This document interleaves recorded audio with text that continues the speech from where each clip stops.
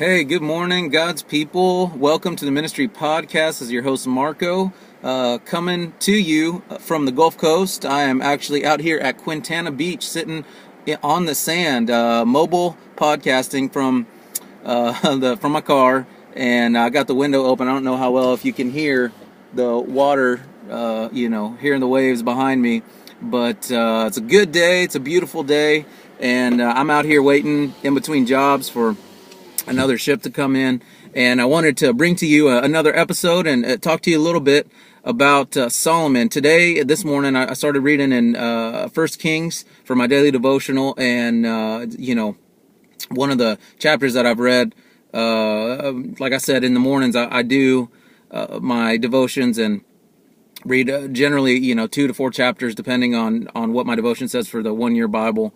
And today it had me in First Kings, and Solomon is who I was wanting to talk to you guys about today. And in First Kings 11 it says, verse 1, King Solomon, however, loved many foreign women besides Pharaoh's daughter, Moabites, Ammonites, Edomites, Sidonians, and Hittites. They are from nations about which the Lord had told the Israelites, you must not intermarry with them, because they will surely turn your hearts after their gods. Nevertheless, Solomon held fast to them in love. He had 700 wives of royal birth and 300 concubines, and his wives led him astray. As Solomon grew old, his wives turned his heart after other gods, and his heart was not fully devoted to the Lord his God, as the heart of David his father had been. All right, so essentially what we have here, for those of you that know, the stories about Solomon, he had vast amounts of wealth, vast amounts of wisdom, because when God asked him, what would you have me give to you? Solomon said, I need the wisdom to lead your people. And God was very pleased with his answer for asking for wisdom. And it was a smart move on Solomon's part, because he could have asked for wealth, he could have asked for a long life, but neither of those would have helped him as much as asking the Lord for the way to lead his people. And I think, Solomon had a lot of wisdom, because of not, even up to that point, he realized what I need is help from God and to know what to do. And so that was a smart move from him. So he already had wisdom, but the insight that God gave him was, definitely a supernatural wisdom. So much so that he was basically leading all the rest of the world.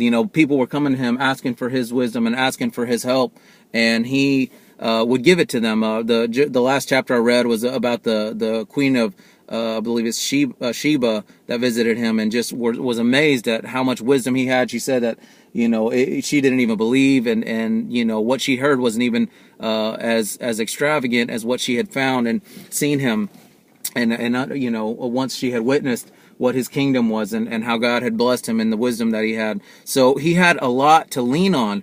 But the truth is, he started off his reign and his rule by trying to consolidate power and marrying Pharaoh's daughter.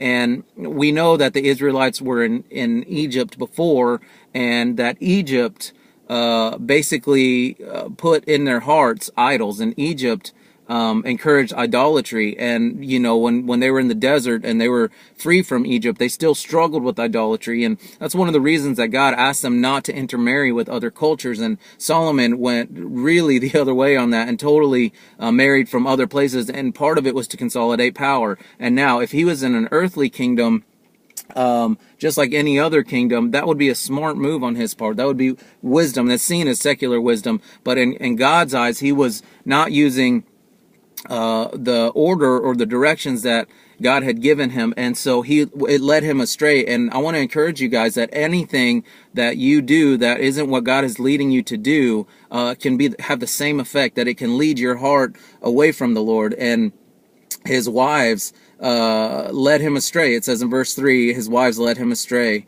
And verse 4, it says that his wives turned his heart after other gods, and his heart was not fully devoted to the Lord his God. And anything that we are a part of, any organization, any ministry, can lead our hearts from the Lord, because we can eventually get wrapped up in what we're doing and not following God, with our whole hearts. And I want to encourage you guys to make sure and center yourself and always find that time to refresh your heart. And sometimes that means taking a break from ministry, and sometimes that means getting away from the people that you minister to so that you can refresh your heart and make sure that you're right with God, and as well are ramped up to be a part of that ministry and going 100% at it. So hopefully you guys check this out as First Kings that I was reading out of, and First Kings 11. So as well, if you want to comment, subscribe, if you want to send me an email, you can email me at marco@theministrypodcast.com. You can find us on YouTube, Tumblr, Twitter, Facebook, and any of those methods. Let us know any questions, comments you have, anything that you'd like for me to review, and hopefully we will see you here next time. God bless you.